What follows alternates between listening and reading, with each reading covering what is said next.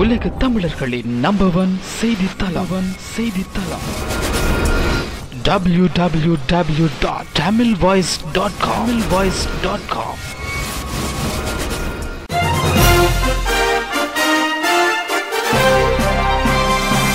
எட்டு திக்கு செய்திகளையும் ஒரே பார்வையில் தரும் தமிழ் வாய்ஸ் செய்திகள். வணக்கம், இது tamilvoice.com செய்திகள். முதலில் இலங்கை செய்திகள். யாழிற்கு விஜயம் மேற்கொண்ட இந்திய பிரதமர் நரேந்திர மோடி பொது நூலகத்தில் இடம்பெற்ற நிகழ்வுகளில் கலந்து கொண்ட பிறகு வடமாகாண ஆளுநர் HMGS பரிகாரவுடன் மதிய போசன விருந்தில் கலந்து கொண்டார்.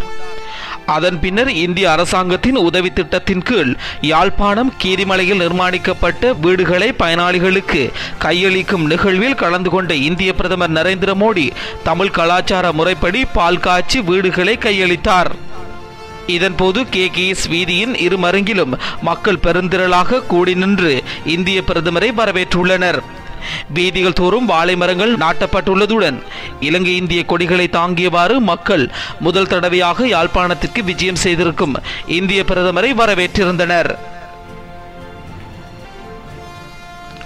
இலங்கைக்கு நேற்று வருகை தந்த இந்திய பிரதமர் நரேந்திர மோடியின் பாதுகாப்பு ஏற்பாடுகளில் பாரிய தவறு நேர்ந்துள்ளதாக தெரிய வருகின்றது. கொழும்பு தாஜ் சமுத்ரா ஹோட்டலில் இந்த தவறு ஏற்பட்டுள்ளது. இந்திய பிரதமர் நாடாளுமன்றத்தில் உரையாற்றிய பின்னர் சற்று ஓய்வெடுப்பதற்காக ஹோட்டலுக்கு நடந்து சென்று கொண்டிருந்த போது அடையாளம் தெரியாத அரபு பிரஜை ஒருவர் பிரதமரை நோக்கி வந்து தழுவியுள்ளார். மிக முக்கியமான பிரமுகர் ஒருவரை முன்பின் தெரியாத ஒருவர் வந்து தழுவிக்கொள்வது பாரிய பாதுகாப்பு தவறாகும்.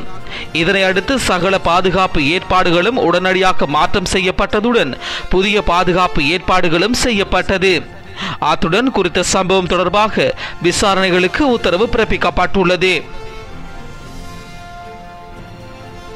2 நாள் உத்தியோகபூர்வ விஜயம் மேற்கொண்டு இலங்கை வந்த இந்திய பிரதமர் யாழ்ப்பாணத்திற்கு சென்றிருந்தார். யாழ்ப்பாணத்திற்கு சென்ற விஜயமானது வித்தியாசமான உணர்வை ஏற்படுத்தியதாகவும் யாழ்ப்பாணம் புதிய அடையாளத்தை காட்டுவதாகவும் இந்திய பிரதமர் தெரிவித்துள்ளார். யாழ் நூலகத்தில் இடம்பெற்ற கலாச்சார நிலையத்திற்கான அடிக்கல் நாட்டும் நிகழ்வில் கலந்து கொண்டு உரையாற்றும் போதே அவர் இதனை தெரிவித்துள்ளார். இலங்கைக்கும் இந்தியாவிற்கும் பௌதிகமான தொடர்புகள் மட்டுமின்றி கலாச்சார ரீதியிலான விடயங்கள் ஒன்றுபட்டுள்ளதாகவும் அவர் தெரிவித்துள்ளார். யாழ்ப்பாண கலாச்சார மண்டபத்திற்கான நிர்மாண பணிகளை ஆரம்பித்து வைப்பதில் மகிழ்ச்சி எனவும் யாழில் நிர்மாணித்து கொடுக்கப்படும் கலாச்சார நிலையம் மிகவும் புராதன நுட்பம் வாய்ந்த கலாச்சார விடயங்களை அடையாளப்படுத்த போகிறது எனவும் அவர் தெரிவித்திருந்தார். யாழ்ப்பாணத்தில் இருந்த நூலகம் உலகத்தில் மிகப்பெரிய நூலகமாக இருந்ததுடன் அதில் 1 லட்சத்துக்கு மேற்பட்ட நூல்கள் இருந்தன என்பதையும் சுட்டிக்காட்டியிருந்தார். தமிழர்களின் தீர்க்கப்படாத பிரச்சினைக்கு இலங்கை அரசுக்கு இந்தியா அழுத்தம் கொடுக்க வேண்டும் என இந்திய அமைதிப்படை காலத்தில் கொல்லப்பட்டவர்கள் மற்றும் காணாமல் போனவர்கள் உள்ளிட்டவர்கள் இந்திய பிரதமர் நரேந்திர மோடி இன்று யாழ்ப்பாணத்திற்கு சென்ற நிலையில் யாழில் ஊர்வலத்துடன் கூடிய மௌன போராட்டம் ஒன்று நடைபெற்றிருந்தது. இன்று காலை 9:30 மணிக்கு யாழ் பிரதான பேருந்து நிலையத்திலிருந்து குறித்த போராட்டம் ஆரம்பமாகியிருந்தது. இலங்கைக்கு வந்துள்ள நரேந்திர மோடி இன்று யாழ்ப்பாணம் சென்றிருந்தார். போர் காரணமாக இடம்பெயர்ந்த மக்களை சொந்த நிலங்களில் பூர்வீகமாக குடியிருந்த பிரதேசத்தில் குடியமர்த்த மீள்குடியேற்றம் செய்யப்பட்ட மக்களுக்கு பூரணமான அடிப்படை தேவைகளை நிறைவேற்றி கொடுத்தல், குடியேற்ற மக்களுக்காக வழங்கப்பட்ட இந்திய வீட்டு திட்டத்தின் நிதி ஒதுக்கீட்டை 8.5 லட்சமாக வழங்குதல், இந்திய இலங்கை மீனவர்களது பிரச்சினைக்கு விரைந்து நடவடிக்கை எடுத்தல், தங்களை அளிக்கும் தொழில்முறையை தடை செய்தல், இழுவை படகால் பாதிக்கப்பட்ட மீனவர்களுக்கு நிவாரணம் வழங்கல், சரணடைந்தவர்களை மீள ஒப்படை, காணாமல் போனவர்கள் தொடர்பிலான தகுந்த பதில் வழங்குதல் போன்ற கோரிக்கைகளை உள்ளடங்கியதாக குறித்த போராட்டத்தை ஏற்பாடு செய்திருந்தவர்கள் தெரிவித்திருந்தனர். தேர்தல் முறையில் மாற்றம் செய்த பின்னர் பாராளுமன்றத்தை கலைக்க வேண்டும் என அரசாங்கத்திடம் முன்வைக்கப்பட்டுள்ள யோசனை காரணமாகவே தேசிய நிறைவேற்று சபை 2ஆக பிளவுபட்டுள்ளது. தேசிய நிறைவேற்று சபையின் அண்மைய கூட்டத்தில் இந்த விடயம் தொடர்பாக யோசனை முன்வைக்கப்பட்ட போது இதற்கு எதிராகவும் ஆதரவாகவும் கருத்துக்கள் முன்வைக்கப்பட்டதால் இறுதி தீர்மானத்திற்கு வர முடியாமல் போனதாக தெரிவிக்கப்படுகின்றது. தேர்தல் முறையில் மாற்றம் செய்யாது உறுதியளிக்கப்பட்டது போல் 100 நாள் முடியும் ஏப்ரல் 23ஆம் தேதி நாடாளுமன்றத்தை கலைக்க வேண்டும் என ஐக்கிய தேசிய கட்சி, JVP மற்றும் ஏனைய சில கட்சிகளும் யோசனை முன்வைத்துள்ளன. எனினும் அரசாங்கத்தை ஏற்படுத்த உதவியதாக ஸ்ரீலங்கா சுதந்திர கட்சியை சேர்ந்தவர்களும் ஜாதிக ஹெல உரிமை கட்சியை சேர்ந்தவர்களும் தேர்தல் முறையை மாற்றிய பின்னரே தேர்தலை நடத்தலாம் எனவும் இதற்கு 100 நாள் போதவில்லை எனவும் தேவையான காலத்தை எடுத்துக்கொண்டு அதனை செய்ய வேண்டும் எனவும் கூறியுள்ளனர். இந்திய பிரதமரின் யாழ் விஜயத்தின் போது ஊடகவியலாளர்களின் அனுமதி மறுக்கப்பட்டுள்ளது. இந்திய பிரதமர் நரேந்திர மோடி யாழ் பொது நூலகத்திற்கு இன்று சென்றிருந்தார். இவ்விஜயத்தின் போது அங்கு செய்தி சேகரிப்பதற்காக நூலகத்திற்குள் சென்ற ஊடகவியலாளர்களுக்கு அனுமதி மறுக்கப்பட்டுள்ளதுடன் இந்திய பிரதமரின் தனிப்பட்ட ஊடகவியலாளர்களுக்கு அனுமதி வழங்கப்பட்டிருந்தது. இது தொடர்பில் இந்திய பிரதமரின் பாதுகாப்பு அதிகாரியிடம் வினவிய போது யாழ் நூலகத்திற்குள் காணப்படும் இடப்பற்றாக்குறை காரணமாகவே ஊடகவியலாளர்கள் உள்ளே செல்வதற்கு அனுமதிக்கப்படவில்லை எனவும் விளக்கம் அளித்துள்ளார்.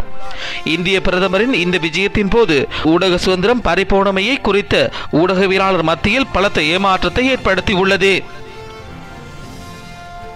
நடப்பு நாடாளுமன்றம் எதிர்வரும் ஏப்ரல் 25 கலைக்கப்படக்கூடும் என பிரதமர் ரணில் விக்ரமசிங்கே ஏனைய அரசியல் கட்சிகளிடம் தெரிவித்துள்ளார். ஏப்ரல் 25 பாராளுமன்றத்தை கலைத்துவிட்டு ஜூன் மாதம் தேர்தல் நடத்தப்படும் எனவும் பிரதமர் கூறியுள்ளார். தேர்தல் முறையில் மாற்றம் செய்வது தொடர்பாக நடைபெற்ற விசேட பேச்சுவார்த்தையின் போதே அவர் இதனை குறிப்பிட்டுள்ளார். தேர்தல் முறையில் திருத்தம் ஏற்படும் வரை காத்திருக்க முடியாது எனவும் முதலில் தேர்தலை நடத்திவிட்டு பின்னர் தேர்தல் முறையை நாட்டுக்கு அறிமுகம் செய்ய முடியும் எனவும் அவர் தெரிவித்துள்ளார். இலங்கையில் முஸ்லிம் மக்களுக்கு ஏற்பட்டுள்ள அநீதிகள் தொடர்பாக ஸ்ரீலங்கா முஸ்லிம் காங்கிரசின் பிரதி தலைவர் நிஷாம் காரியப்பர் ஜெனீவா மனித உரிமை பேரவையில் உரையாற்ற தீர்மானித்துள்ளதாக ஜெனீவா தகவல்கள் தெரிவிக்கின்றன. நிஷாம் காரியப்பர் கல்முனை மாநகர மேயராக பதவி வகித்து வருகின்றார். முஸ்லிம் காங்கிரஸ் கட்சியின் மனித உரிமை பேரவையின் கூட்டத்தில் உரையாற்றப் போவது இதுவே முதல் முறையாகும். அந்த கட்சியின் தலைவரான அமைச்சர் ஹக்கீம் அரசு தரப்பில் ஜெனீவா மனித உரிமை பேரவையில் கூட்டத்தில் பங்கேற்றுள்ளார். இலங்கைக்கு 2 நாள் விஜயம் மேற்கொண்டு நேற்றைய தினம் இலங்கை வந்த இந்திய பிரதமர் நரேந்திர மோடி இன்று சனிக்கிழமை மதியம் 12:27 மணியளவில் தலைமன்னார் துறை புகையிரத நிலையத்திற்கு வருகை தந்து தலைமன்னாரிலிருந்து மடுவிற்கான புகையிரத சேவையை வைபவ ரீதியாக ஆரம்பித்து வைத்தார். இந்திய பிரதமர் நரேந்திர மோடி 26 வருடங்களுக்கு பின்னர் தலைமன்னாருக்கான ரயில் சேவையை உத்தியோகபூர்வமாக ஆரம்பித்து வைத்துள்ளார். இன்று சனிக்கிழமை காலை தலைமன்னார் பியர் பகுதியில் விசேட வானூர்தி மூலம் வருகை தந்த பிரதமர் நரேந்திர மோடிக்கு மக்கள் திரண்டு அமோக வரவேற்பை வழங்கியிருந்தனர்.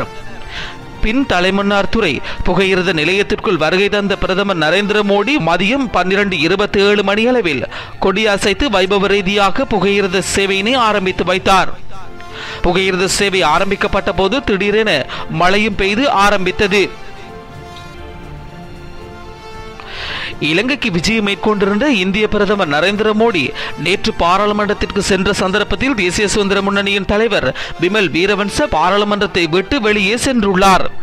குறித்த சம்பவம் தொடர்பாக விமல் வீரவன்ச தெரிவிக்கையில், தற்போது இந்திய பிரதமர் நரேந்திர மோடி இலங்கைக்கு வந்து 13ஆம் அரசியல் அமைப்புக்கு அப்பால் செல்லுங்கள் என தெரிவிப்பதனால் அவ்வாறானதொரு அரசியல் தலைவர்களின் போதனைகளை செவிமடுக்க வேண்டிய அவசியம் எனக்கில்லை. அதனாலேயே நான் பாராளுமன்றத்தை விட்டு வெளியே சென்றேன். இவ்வாறான அழுத்தங்களை பிரயோகிப்பதற்கு அரசு தலைவர் ஒருவருக்கு எவ்வித உரிமையும் கிடையாது என விமல் வீரவன்ச குறிப்பிட்டுள்ளார்.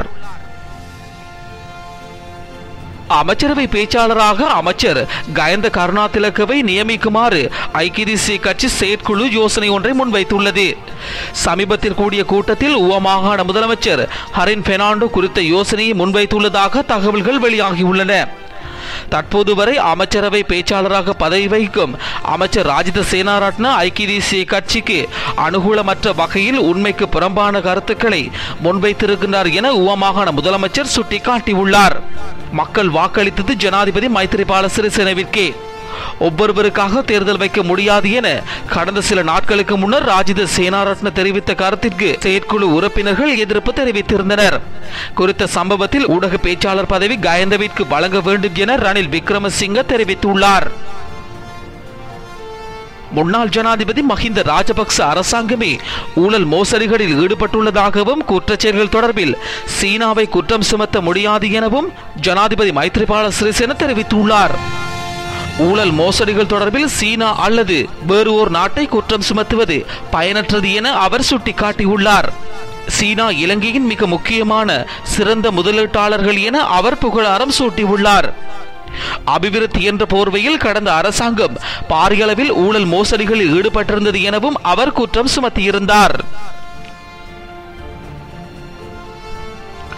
இந்திய பிரதமர் நரேந்திர மோடியின் கவனத்தை ஈர்க்கும் முகமாக 10 அம்ச கோரிக்கையை முன்வைத்து யாழில் கடந்த 3 நாட்களாக உண்ணாவிரத போராட்டத்தில் ஈடுபட்டு வந்த போரினால் பாதிக்கப்பட்ட மக்கள் இயக்கத்தின் தலைவர் CV சகாதேவன் மயக்கமடைந்த நிலையில் யாழ் போதனா வைத்தியசாலையில் அனுமதிக்கப்பட்டுள்ளார். யாழ் பொது நூலகம் முன்பாக கடந்த 12ஆம் திகதி முதல் உண்ணாவிரத போராட்டத்தில் ஈடுபட்டு வந்த நிலையில் இன்று காலை 10 மணியளவில் மயக்கமடைந்ததால் ஆம்புலன்ஸ் மூலம் அவர் யாழ் போதனா வைத்தியசாலைக்கு கொண்டு செல்லப்பட்டு அனுமதிக்கப்பட்டுள்ளார். பிரதமர் நரேந்திர மோடியும் இலங்கை ஜனாதிபதி மைத்ரிபால சிறிசேனவும் முன்னாள் இலங்கை ஜனாதிபதி மஹிந்த ராஜபக்சவை பாதுகாக்க முயற்சிக்கின்றார்களா என தமிழகத்தின் மனிதநேய மக்கள் கட்சியின் தலைவர் MH ஜவாஹிருல்லா கேள்வி எழுப்பியுள்ளார். இரு நாடுகளினதும் தலைவர்களுடன் இணைந்து கூட்டாக சதி திட்டம் ஒன்றை தீட்டி அதன் ஊடாக மஹிந்தவை பாதுகாக்கும் முயற்சி முன்னெடுக்கப்படுகின்றது என அவர் குற்றம் சுமத்தியுள்ளார். தஞ்சாவூரில் நடைபெற்ற போராட்டம் ஒன்றில் பங்கேற்ற போது அவர் இதனை தெரிவித்துள்ளார். தமிழ் மக்களை படுகொலை செய்து ராஜபக்ச தண்டிக்கப்பட வேண்டும் என போராட்டத்தில் பங்கேற்ற பலரும் வலியுறுத்தி இருந்தனர். 100 நாள் வேலை திட்டத்தின் முன்னேற்றம் மற்றும் சகல தகவல்களையும் அறிந்து கொள்வதற்கு புதிய மின்னஞ்சல் முகவரி ஒன்று அறிமுகப்படுத்தப்பட்டுள்ளது. மார்ச் மாதம் 1ஆம் திகதி முதல் 100 நாட்கள் வரையிலான வேலை திட்டம் அட்டவணை மற்றும் சகல தகவல்களும் திட்ட மேலாண்மை மற்றும் கண்காணிப்புத்துறை திணைக்களத்தின் www.pmm.gov.lk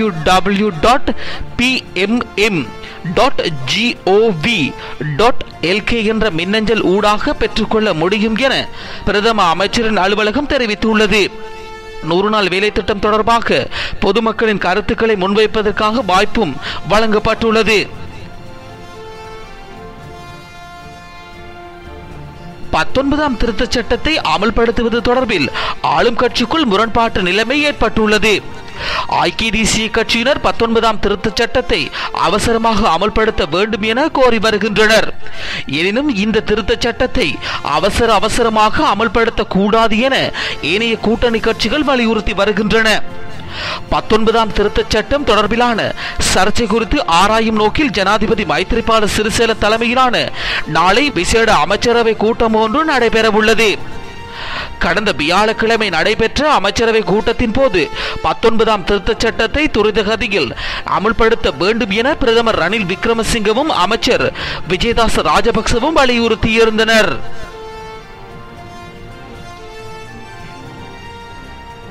தொடர்வது இந்திய செய்தி.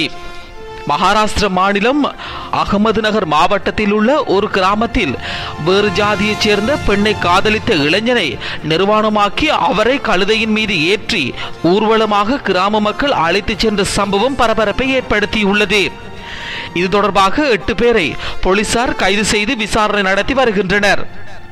இது குறித்து மேலும் தெரிய வருவதாவது, அகமது நகர் மாவட்டம் வம்போரி கிராமத்தைச் சேர்ந்த சிவம் துவாகர்நாத் பராடியா இவர் அதே பகுதியைச் சேர்ந்த வேறொரு ஜாதி பெண்ணை காதலித்து வந்தார்.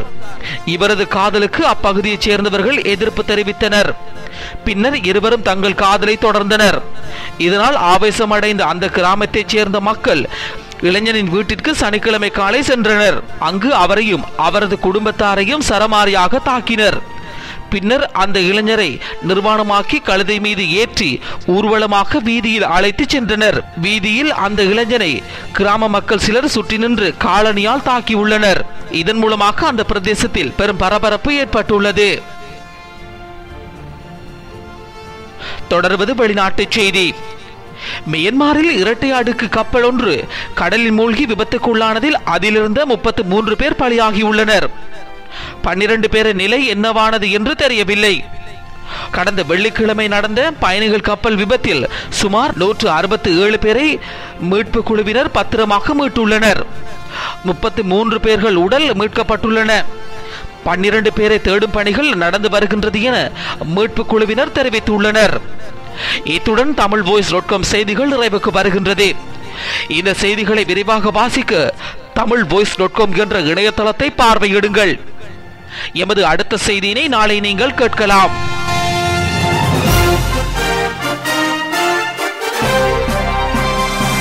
8 திக்கு செய்திகளையும் ஒரே பார்வையில் தரும் தமிழ் பொய் செய்திகள்.